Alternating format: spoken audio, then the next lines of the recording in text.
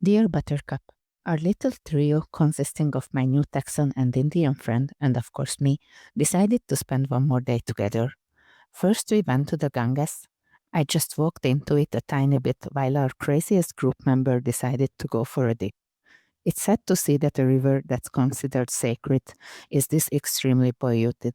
And I don't just mean that for religious purpose, dead bodies may be swimming in it, but the Ganges also washes away a lot of the trash and dirt of the city, plus all the offerings that the religious pilgrims give to the river. Then we went to Sri Kashi Vishwanath Temple, which is one of the most famous temples all over India. I couldn't find much peace in the crowd, and for me as a non-believer, it felt like a weird touristy spot.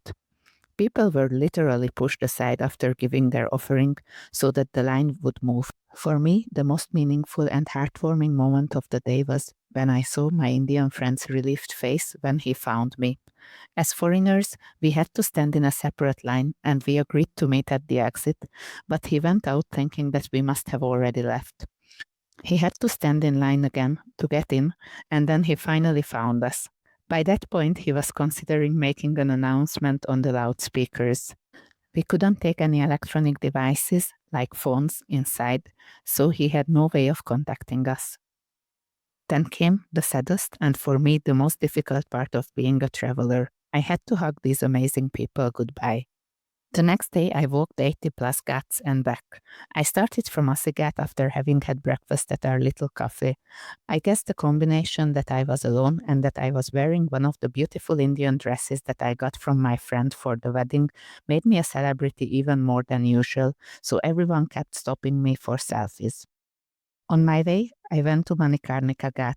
This is the Ghat where bodies are cremated night and day, but I will tell you about it in another story. I especially loved the Ghats after Manikarnika. It started becoming more and more like a local neighborhood.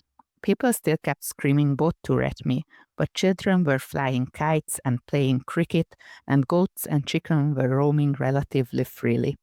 I guess this is what most of Varanasi looked like until recently. A few brave kids came up to me to ask where I'm from or what my name is, but I could mostly sit there in peace, observe, and reflect on the events of the past few days. With love, Buttercup.